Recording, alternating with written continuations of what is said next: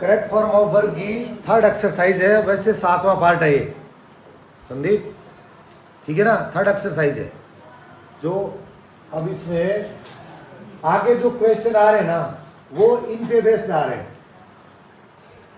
इन पे बेस्ड आ रहे हैं, ठीक है।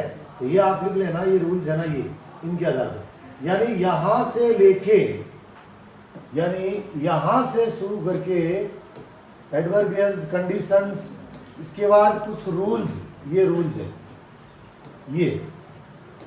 ये सारे, इनके अलावा कोई भी क्वेश्चन किसी भी एग्जामिनेशन में आएगा नहीं।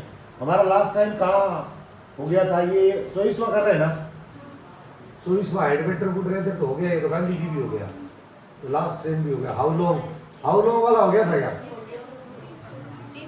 एज सुन एज भी हो गया ना। कितने नंबर, 30, ओके। ये देखिए 30 नंबर है कि एन अटेंडेंट, ये देखो, एन अटेंडेंट विल कम, ये कंडीशनल सेंटेंस हो गया भाई।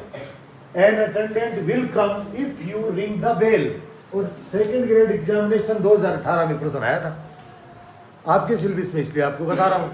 यहां ये कंडीशनल सेंटेंस है, इसमें ये बता रहा है कि इफ से कोई सेंटेंस जुड़ा है और उसके एक तरफ यदि क्या है, एक तरफ क्या है,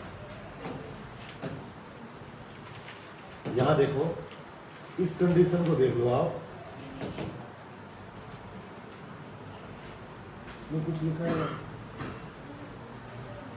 ये तो कंडीशन एक्सरसाइज होगी, ये है। इसमें देखो यदि इफ से जुड़ा हुआ है, एक तरफ यदि फ्यूचर सिंपल है तो दूसरी तरफ क्या आएगा, यही तो कंडीशन है वो, है ना, यही कंडीशन है। तो बेस्ट स्क्रिप्ट में आप देखो, ये 30 नंबर में, इसमें यदि विल सेल के बाद वर्ब की फर्स्ट फॉर्म है तो इधर प्रेजेंट सिंपल आएगा, या तो वर्ब की फर्स्ट फॉर्म आएगी, और प्लूरल है, सिंगुलर है तो, सॉरी प्लूरल है तो, और सिंगुलर है तो ऐसे ही लिख जाएगा। तो रिंग यू प्लूरल में आता है तो यहाँ क्या आ जाएगा, इफ यू रिंग का रिंग ही होगा, बजाना, घंटी बजाना। यदि तुम घंटी बजाते हो तो अटेंडेंट विल कम, अटेंडेंट आएगा। बोल दिया, क्या कहा, फोन कर रहे हैं क्या, अच्छा ठीक है। नेक्स्ट क्वेश्चन है 31। अब यहां ध्यान में रखना भाई, ये क्वेश्चन कई बार पूछा गया है, कोई बात नहीं, ऐसा कोई दिक्कत नहीं होगी। हियर कम योर मदर, इससे जब आपका सेंटेंस शुरू हो जाता है तो आपको कुछ नहीं करना, सिर्फ आपको सिंगुलर प्लूरल में, या जैसे कम है क्या तो कम्स, योर मदर सिंगुलर है, हियर कम्स, हियर कम, दो ही वर्ब आएंगे। अगर हियर से सेंटेंस शुरू हो गया, ये लोग वो आ गए, या ये आते हैं, इसका मतलब यही हो गया, है ना। यहां आप इससे सेंटेंस शुरू हो जाता है तो क्या होगा, मोस्टली इसका भी वर्ब भी कम का ही प्रयोग होता है इसमें। अब एक बड़ा कॉन्सेप्ट है यहाँ, it's time you, it's time you, 2-3 अच्छी एग्जामिनेशन में आया हुआ है क्या कहीं, एलडीसी एग्जाम 2018 में आया हुआ है प्रश्न। इसका कॉन्सेप्ट क्या है वो आपको बता देता हूं, उसके बाद में इसका उत्तर दे देना अपने आप, ठीक है। बता दूं कॉन्सेप्ट क्या है,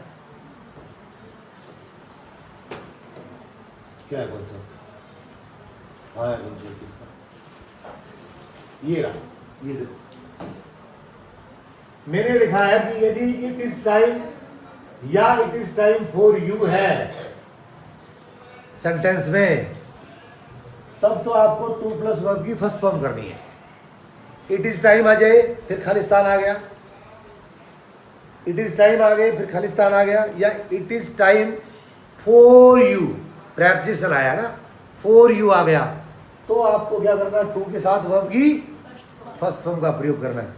अदरवाइज इस टाइम के बाद सीधा सब्जेक्ट आ जाए तो वर्ब की सेकंड फॉर्म करोगे। यहां देखिए इट इज टाइम सीधा आ गया तो क्या करोगे, उत्तर बता दो, क्या करो, क्या करो, अरे भाई इट इज टाइम आ जाए, खालिस्तान आ गया, it is time for you, Khalistan आ गया, तो वर्ब की फर्स्ट फॉर्म करनी है। और इट इज टाइम के बाद सब्जेक्ट आ जाता है तो सेकंड फॉर्म करनी है। इट इज टाइम के बाद सब्जेक्ट है क्या? नहीं है ना, तो यहां क्या आएगा? अकेली वर्ब की फर्स्ट फॉर्म। हाँ, तो आ जाएगा टू गो। क्या आ जाएगा? ये आ गया। दूसरा, it is time for you, अब क्या आएगा? वर्ब की, इधर कोई सेकंड बोल रहा है, यहां भी टू गो आएगा। क्यों आएगा? कि ये मैंने बोल रखा है ना कि यदि फॉर यू आ जाए, फॉर हिम आ जाए, फॉर देम, यानी प्रेपोजिशन के बाद सब्जेक्ट आएगा या कुछ भी ना आएगा तो फर्स्ट फॉर्म। और बिना प्रीपोजिशन के यदि कोई भी subject you, him, she, her, they, them, ही अगर आता है तब सेकंड फॉर्म आता है। इसमें देखिए इट इज टाइम यू, कोई प्रेपोजिशन नहीं था इसमें। अब हट गया वो वेंट। अब ये कॉन्सेप्ट आपने पढ़ लिया और वो आपने परीक्षा देने के लिए आगे वहां उधर कहाँ आगे एलडीसी की एग्जाम 2018 का पेपर देने के लिए आप आए हो। तो ये रहा, इट इज टाइम यू, क्या आएगा? वेंट। वेरी क्लियर, वेंट आएगा। बहुत हार्ड प्रश्न है, आपने कितना आसानी से कर लिया है ना। तो यहां आपका उत्तर हो जाएगा वेंट। अगर यहां फोर आगे आ जाता यू तो टू प्लस वर्ब की फोर, यहां ये होता ही नहीं। तो कॉन्सेप्ट क्लियर, आगे चलते हैं। डोंट, अब डोंट क्या होता है, मैंने एक चीज और लिखा रखी है, इधर देखिए।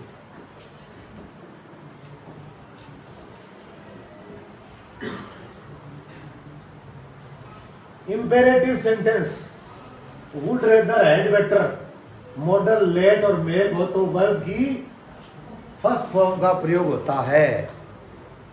Had rather, had better, had better, would rather, आगे बैठ जा रहे, शुभम आगे बैठ जा। Had better, would rather, let, make, इसके अलावा इंपेरेटिव सेंटेंस अगर आ जाए तो आपको वर्ब की फर्स्ट फॉर्म का प्रयोग करना है। इंपेरेटिव सेंटेंस क्या होते हैं? जो आज्ञार्थक सेंटेंस हो, जैसे मैंने कहा खिड़की बंद करो तो शट द विंडो, शट आएगा, शटिंग नहीं आएगा, और वाज, वर, इज, आर, कुछ नहीं आएगा। मैंने कहा किताब खोलो, ओपन योर बुक, सिर्फ ओपन, फर्स्ट फॉर्म आई ना। मैंने कहा बैठ जाओ तो sit down, is, are, am, was, were, कुछ नहीं। खेलो तो प्ले, सीधा ही प्ले। वहां जाओ, गो देयर, इसमें सब्जेक्ट की जरूरत नहीं होती, सीधा वर्ब होता है। या फिर मनाही का भाव हो सकता है, don't abuse anyone. Don't say शुरू होता है सेंटेंस, इंपेरेटिव सेंटेंस होता है, उसके बाद में वर्ब आएगी, कौन सी आएगी? First form. Don't abuse one anyone, किसी को गाली मत दो। डोंट गो आउट, बाहर मत जाओ। Don't make a noise, make क्या रहा? Make a noise. Don't play in sun, play यानी वर्ब की फर्स्ट फॉर्म, धूप में मत खेलो। ये तो डोंट के बाद में यहां पर इंपेरेटिव सेंटेंस था, तो इसलिए हम क्या कर रहे हैं, इसमें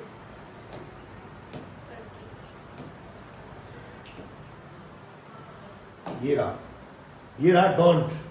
डोंट तो इसका टेल का टेल ही आ जाएगा, या क्या रहेगा? T double L, tell. यानी ये इंपेरेटिव सेंटेंस है, जो भी वर्ब की फर्स्ट फॉर्म होगी वैसी वैसी आ जाएगी। ये फिर कंडीशनल आ गया, थर्ड कंडीशन वाला। इसमें क्या कह रहा है? इसमें ये कह रहा है, इसमें ये कह रहा है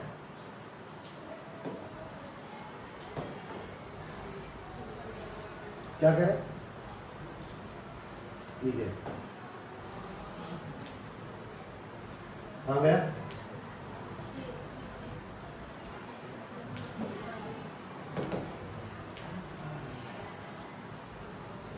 if plus subject plus head plus verb की थर्ड फॉर्म है, तो आगे वाले में क्या सेंटेंस में क्या आएगा? वुड है और वर्ब की थर्ड फॉर्म आएगी। ठीक है ना? ये चीज है, यहां आपको ये करना है। आपके पेपर में ये दिया हुआ है, ये करना है। इसको देखो,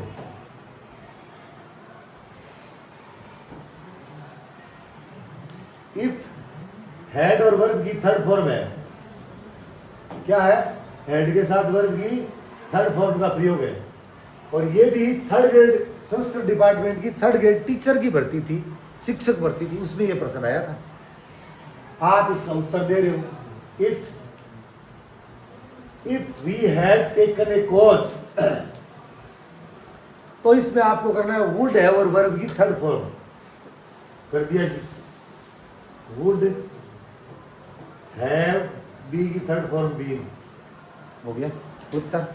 और ये इधर आ जाता तो इसमें हैड प्लस वर्ब की थर्ड फॉर्म कर देते।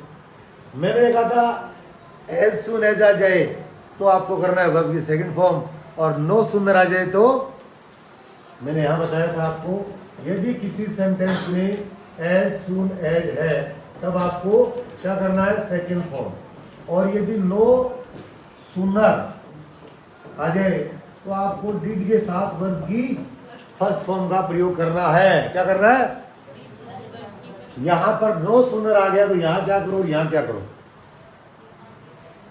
इसमें डिड और इसमें ओपन, बस no sooner did he open the telegram there he fell down. ये अच्छा वो तो सेकंड ग्रेड में था, ये थर्ड ग्रेड में ये प्रश्न आया आ गया। अब ये प्रश्न आप बताओगे मेरे, if Mohan be rich he would help me, आगे वाले सेंटेंस में वुड और वर्ब की फर्स्ट फॉर्म है तो यहां क्या आती है, वर्ब की सेकंड फॉर्म, करके बताओ। वॉज तो यहां आ जाएगा मोहन है वॉज, बता तू क्या बता रही है, वर्ब बता रही है, तू वॉज बता रही है। ये तेरा क्या नाम है, अंकिता, तेरा मोनिका, मोनिका वॉज बता रही है, अंकिता वर्ब बताइए। आप बताओ भाई क्या आएगा, हाँ अब मोनिका भी कह रही है वही आएगा, इसको याद आ गया। मैंने आपको ये कहा था यदि सेंटेंस इफ से शुरू है, फिर चाहे सब्जेक्ट कुछ भी हो कोई फर्क नहीं पड़ेगा, अगर यहाँ बी है तो आपको सेकंड फॉर्म करना है तो वो किस जगह वरी करना है, वो ऑप्शन ही नहीं है। यहाँ वुड और वर्ब की फर्स्ट फॉर्म है तो आपको यहाँ वर ही करना है, चाहे सिंगुलर हो प्लूरल हो। ये वो सेंटेंसेज हैं जहाँ बड़े बड़े अच्छे अच्छे स्टूडेंट गलतियाँ कर देते हैं। आप नहीं करोगे, आप नहीं करोगे क्योंकि आपने गलती तो यहाँ कर ली, अब और कितनी करोगे। अगला है द स्टार्स, तारे, आसमान वाले तारे, कहाँ जा रहे हैं, stars, the stars shine at night. अब इसको आप सोच के देखो अपनी लोकल लैंग्वेज में, तारे आसमान में चमकते थे, तारे आसमान में चमकेंगे, तारे आसमान में चमकते हैं।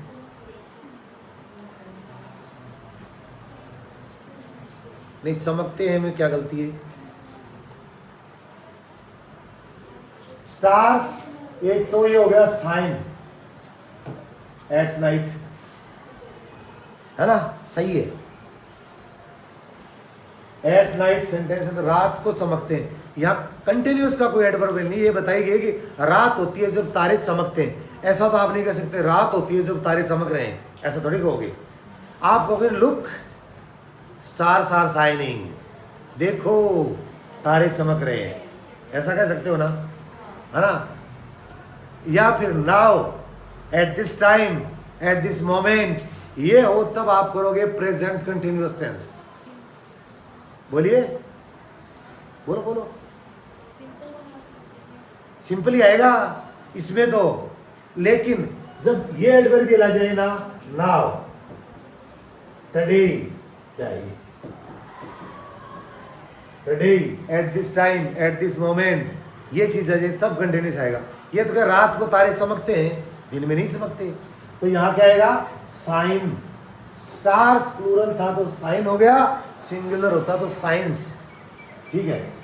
अब फिर एज सुन एज आ गया, एज सुन एज में मैंने क्या बताया था, सेकंड फॉर्म, तो यहाँ क्या होगा, ए टी ई एट, क्या आएगा, एट, यहाँ क्या आएगा, एट। और यहाँ नो सुंदर होता तो डिड ईट, ठीक है ना। और ये it is third time you, ये तीसरी बार है, इसको एक बार आप छोड़ दीजिए क्योंकि ऊपर वाली कंडीशन में इसकी कंडीशन है नहीं। सी लव हिम,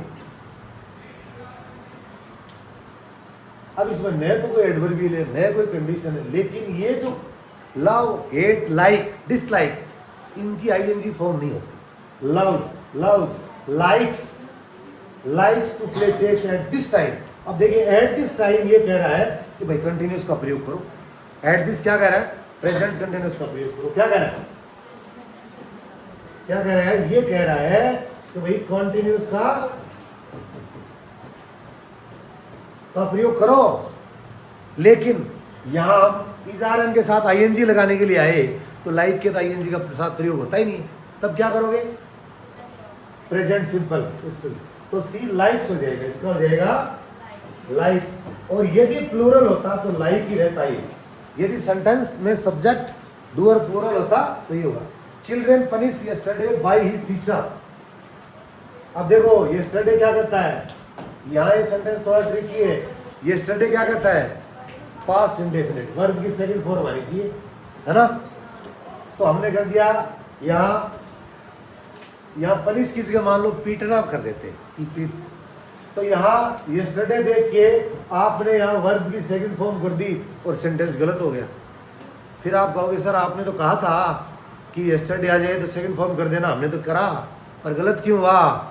अब इस मैंने ये भी तो कहा था आपको, इस वर्ब से पूछो कि डूअर यहाँ है कि नहीं है।